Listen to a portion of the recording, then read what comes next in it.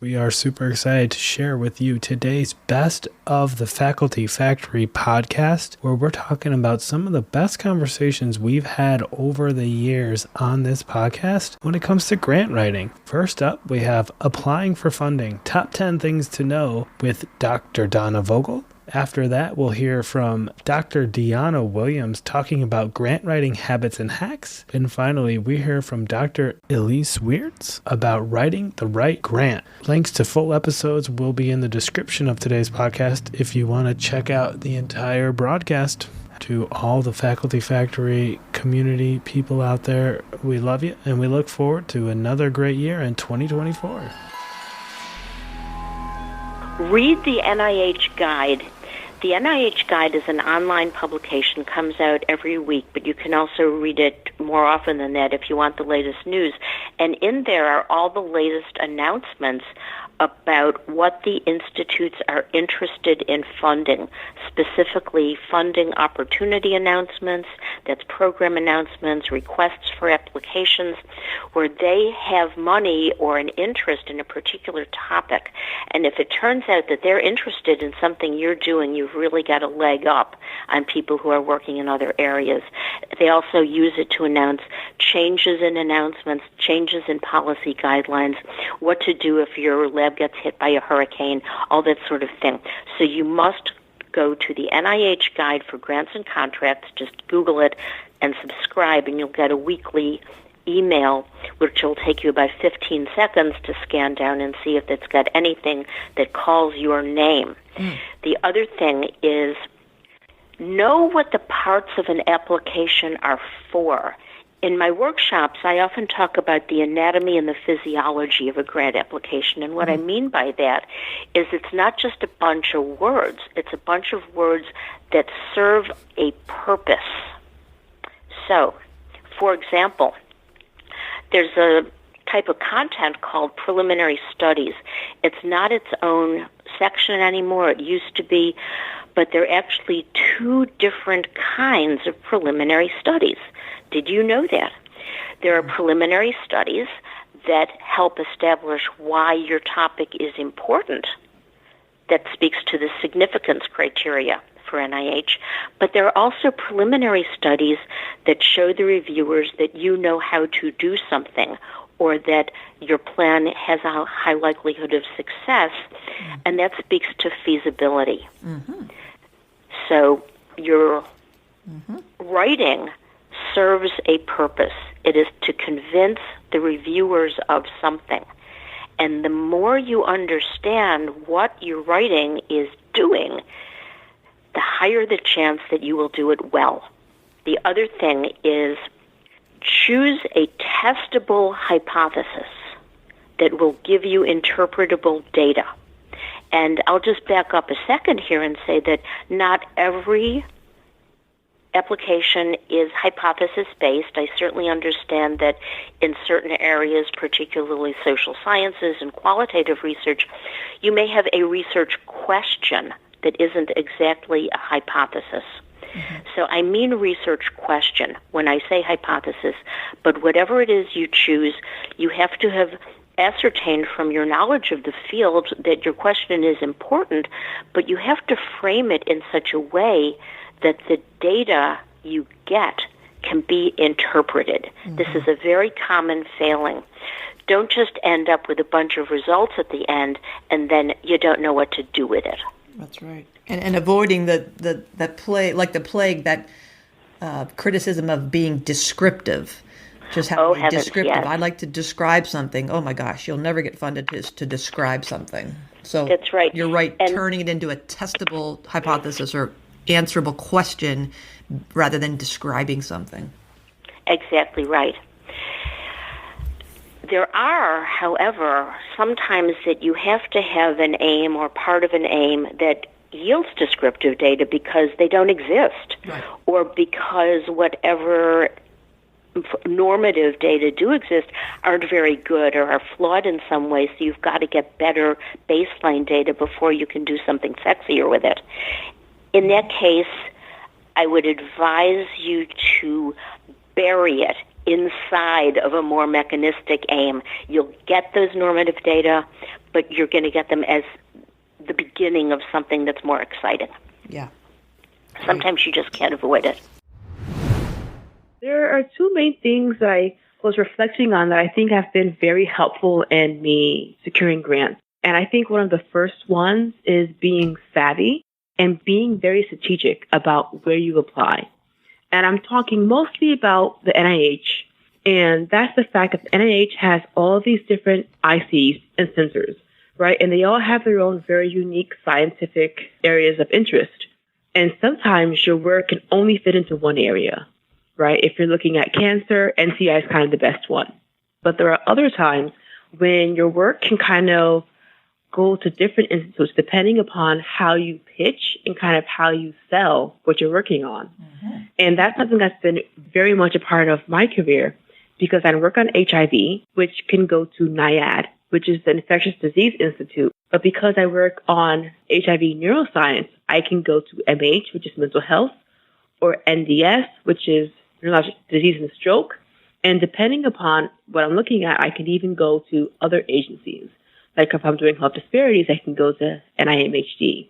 And so I think just being aware of where your work fits in and how you want to sell it is really important because each institute has different funding priorities. They have different pay lines, which means that they have differing amounts of dollars that they're going, or different scores that are fundable depending upon how much money they have or their interest. Sometimes they have differing success rates. And so there are times where your work, you might not think it's a natural fit somewhere, but if you may sell it, you may have a better chance of getting funded. Yeah. And that seems to have worked really well for me, just being flexible and thinking about how I'm going to make my work fit into the overarching interests of a particular institute. You're saying two things that just right away made me reflect on my own career and how sometimes I see junior faculty members, particularly early career faculty members say, well, basically you don't know what you don't know. So if you come up through your graduate, postdoc training and you're working really hard to get primary data and get training grants, you may be stuck in this, well, not stuck, but you only know, for instance, for me, for gerontology, NIA, National Institute on Aging. So I think, well, I'm a gerontologist, I'm doing aging research, this is it. And all my mentors are here, and this is where my mindset is here. But what you're talking about, and I hope the audience members get this, especially if your early career, is broadening your scope and your frame and your lens and poking your head up out of your own little institute or center niche and see what else is out there. You don't know what you don't know. I guess this is hopefully maybe some people thinking, oh, geez, let me explore these other institutes and see what are their mandates. What are they calling for? What are they funding? What are they doing? And then talk to mentors and try to think of other avenues, like you said, where you might kind of stretch your research into other institutes. How else would faculty know how to do that? Again, back to the whole you don't know what you don't know.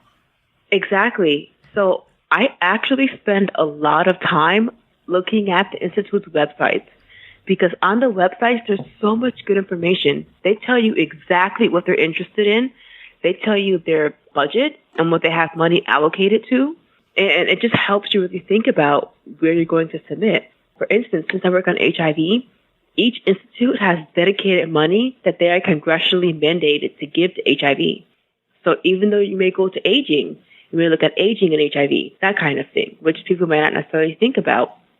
So looking at the website just shows you exactly what they're interested in. Mm-hmm. And if you are aware of that, you can pitch it according to what they say they're interested in. Another outstanding tool is this thing called NIH Matchmaker. You just Google it, it'll come up.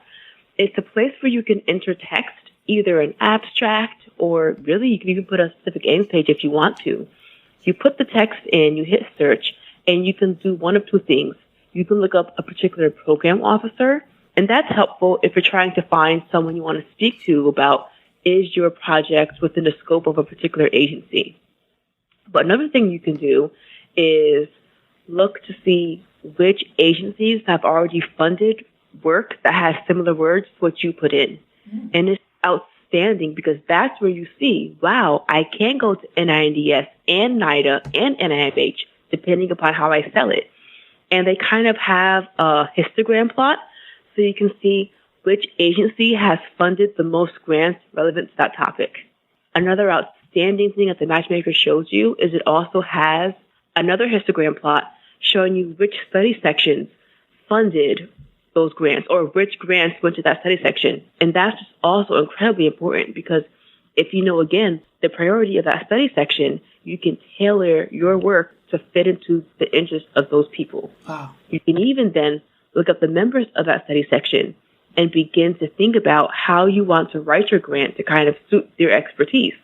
Wow. So two things is what I heard. Go to the Institute's websites, just noodle around there. You just Google NIH, see all the different institutes, go to each of the websites, and then explore NIH Matchmaker to see these histogram plots that search on your key terms. And then another thing I'll add is that NIH Reporter, which will tell you what's been funded, what university, who's the PI name, to get another landscape of who's doing what. The second thing I was thinking, not only do you don't know what you don't know, but the second thing is everything you're describing to me is kind of the corollary to when we write a research paper, we do a literature review. And I would be so, ridiculous in the rut of only searching Medline for many of my papers. And for a lot of my work, it made sense. But then when I started saying, Kim, there are other, psych info and other fields that have their own search engines. And when I started broadening my scope to look for literature, lo and behold, these journals may be speaking to marketing people or business people or education people, but a lot of wisdom, naturally, maybe I'm the only one who realized that I was being so ridiculous, learned that, wow, I'm overlooking a potential goldmine of wisdom about methodologies and theories and applications and how interdisciplinarity can help. So broadening the literature search is kind of what making me think of what you're doing with the grant. It's the same thing. You're doing a preliminary search to see what's available and then honing in on your particular application or paper, right? Exactly. It really is about trying to make sure that you're going really where you belong, because you can have the best science, right? Like just an awesome idea. But if that institute does not work on that, no matter how great it is, or they don't have dollars allocated to that topic, it's not going to get funded, no matter how great a job you did. Love it. And so a lot of frustration sometimes with not getting grants, you can kind of minimize that by just making sure you're really targeting and thinking carefully about where you're going to submit. What is your advice, or what kind of things do you want to share with us today about writing the right grant? Yeah, so I think all of us have an idea of where we want to go, and we have great ideas for future grants. And the idea is to write the first thorough one, which is the most logical one, the one that builds on your prior work. Because once you have the first grant in place, it's a lot easier and you're more polished in getting the second grant. And if you have a progression of where you want to go, don't try and go with a giant leap. Maybe you've got to do some building blocks first, and that's your first grant. Most important, you've got to really think about what you're going to write. So what are the goals and questions you want to answer? And do these questions align with the NIH priorities? So are you writing on a topic that is fundable? Is it something that NIH is interested in? Is it have a good public health impact? That there's one thing I say over and over, which is talk to program. They want to help you. So if you can identify a program officer in your area, or just stop by the booth when they're at scientific meetings and talk to them, they will tell you a lot of information about how to successfully find the right alignment of funding agency for your idea. Mm-hmm. Sometimes you just aren't spending it at the right place. I think you gotta know your field and do a lot of research before you write the grant. Make sure you've got all the background literature aligned and that you are not trying to essentially redo a study that's already been done.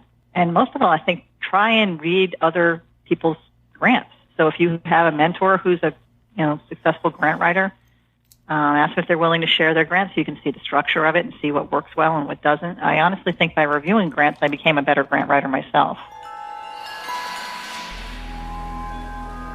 Thanks for tuning in to Faculty Factory Podcast. The mission of the Faculty Factory is to build and support a community of leaders in faculty development who share tools, resources, wisdom, and encouragement in service to our faculty members, schools, and institutions. We encourage you to go to facultyfactory.org to find out more. Get in touch with me, ask me any questions. Maybe you want to be interviewed on the podcast. Thanks for tuning in to Faculty Factory Podcast. We'll see you next time. The Faculty Factory podcast and website is sponsored by the Johns Hopkins University School of Medicine Office of Faculty. For more information, visit facultyfactory.org.